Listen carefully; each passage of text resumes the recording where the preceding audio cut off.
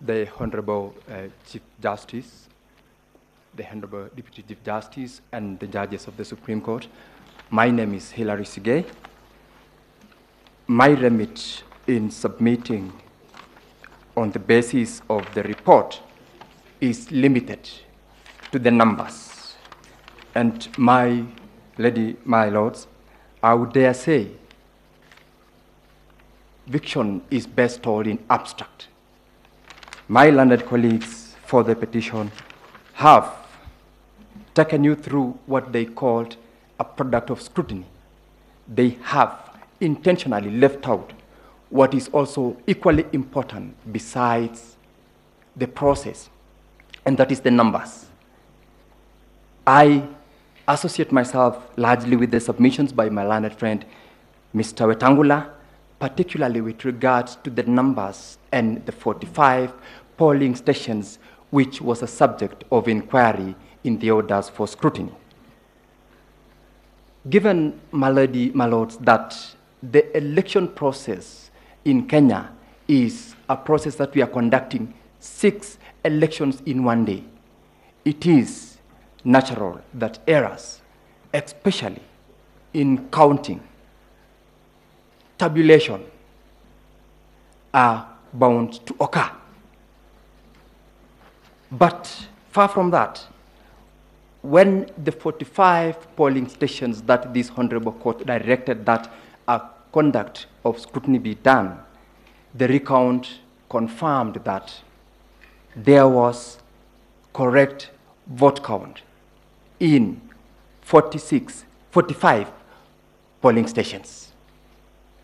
It also confirmed that all the data that was entered, including, for example, the rejected votes, reflected that which was in the ballot and that which was in the image. It also confirmed that the Form 34As were not altered as it has been submitted before you. I therefore do submit that there are no irregularities in terms of the votes cast against each of the candidates in this particular petition. There was also no transposition the way they had placed that votes from candidate A was taken away and given to candidate B. That product of scrutiny has confirmed that. To be very specific, in Mombasa County, Mvita, polling station 1 of 7, all of them had no variances at all. And in the fullness of time, this Honorable Court, I believe, will spare a moment to look at pages 36 to 49 of the report from the registrar. Majengo, 2 polling stations, no variance, that is page 50 to 57. Mikindani, polling station 1 to 9, no variances were detected at all.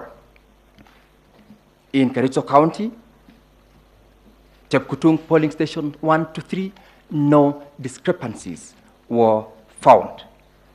In essence, what I'm trying to submit, my lordship, is that the numbers complied in terms of what each candidate had been given as at the time of the tabulation at the polling station and what has been provided and availed before you.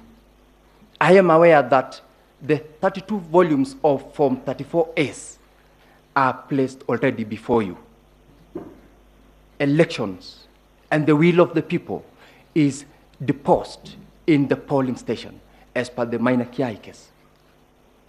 I urge your lordships and my lady to indeed look at the 32 volumes of Form 34As placed before you, do a comparison with the 45 which we have submitted, and a report has been placed before you that numbers did not change.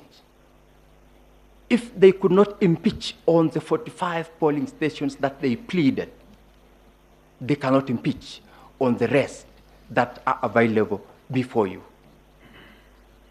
When we look at the other stations they have talked about, Nyandarua, Kiheho, my learned colleague, Mr. Njomo, indeed confirmed that materials were all there in the ballot boxes which were opened. His concern was that they were not placed in tamper-proof envelope. He's also confirmed that the numbers in those polling stations are there. Those were the submissions by Mr. Njomo on behalf of the petitioners. As regards Oljororok, where he quoted that there were no seals placed, when you look at the report of the registrar in that particular polling station, appearing at page 141 to 171, no polling station had variances in terms of the numbers that were awarded to either the petitioner or my client. In short, my lordship, I submit that there is no evidence that has been placed before you to impeach the forms 34A, which are already before you and which are in the portal, and which actually is where the vote from the voter, where the voter is expressing their choice of the candidate whom they would want to place in the executive office, was done. No wonder Kenya has moved on. I want to beseech this honorable court to allow that which the people of Kenya made as a choice on the 9th and they declared on the 15th to be the choice of the leadership they would want to lead this country for the next 5 years. I am a product of that particular election. The Honorable Madam Chief Justice, allow me 1 minute to close. Thank you.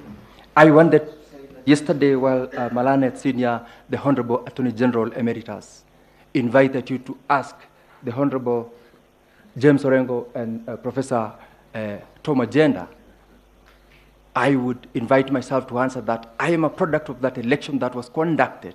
And I am aware that if one is clear, the rest will be clear, as we have attempted and have indeed proved in the submissions that are before you. I request and I plead that this Honorable Court upheld the declaration that was made on the 15th of August 2022 of the presidential elections. I thank you for the time and thank you. I will donate the remaining 13 seconds to the court. Thank you very much.